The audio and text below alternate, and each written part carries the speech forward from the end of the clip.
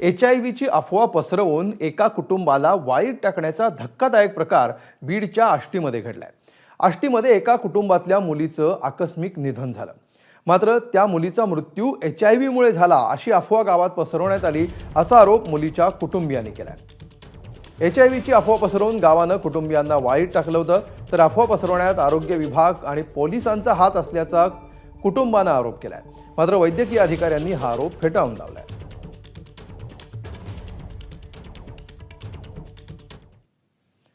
तर आष्टीतल्या त्या कुटुंबाला वाळीत टाकलेलं नाही असा दावा पोलीस प्रशासनाने केलाय।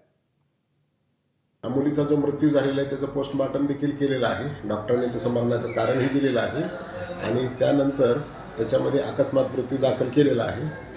आणि आत्ता जी आपली ऑडिओ क्लिप जी फिरते समजा चॅनलवर दिसते ना, त्याच्यामध्ये आमच्या कर्मचाऱ्यानं जो फोन केलेला आहे ती काळजीपोटी वडिलांना फोन केलेला आहे, काळजी घ्यावी म्हणून फोन केलेला आहे।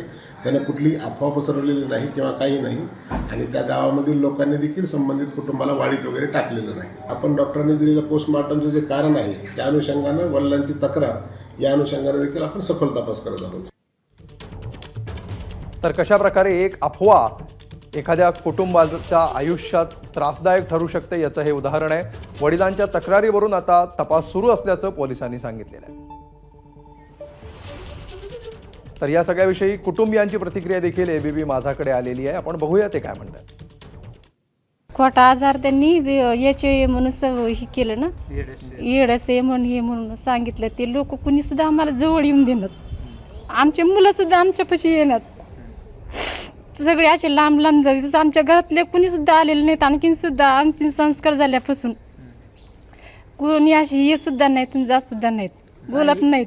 काय हेतू होता हे सगळं करण्यासाठी? हे हेतू त्यांचं ते त्यांनी ती लग्न करून घेतलं होतं। त्यांनी लग्न केल्यामुळे हिला न्यायचंच नाही म्हणून असं सोडून दिलं त्यांनी। असं आजाराची अफवा पसरवली, आजाराची अफवा पसरली, कॅन्सर आहे, ही एडस आहे, ही त्याच्यामुळे जास्त आमच्याकडं कुणी लोक असं हे सुद्धा नाहीत आणि त्या रिपोर्टमध्ये असं काय सुद्धा नाही।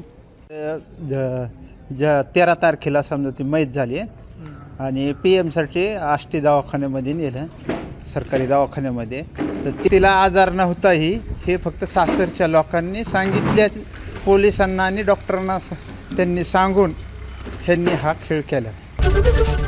एबीपी माझा, उघडा डोळे बघा नीट।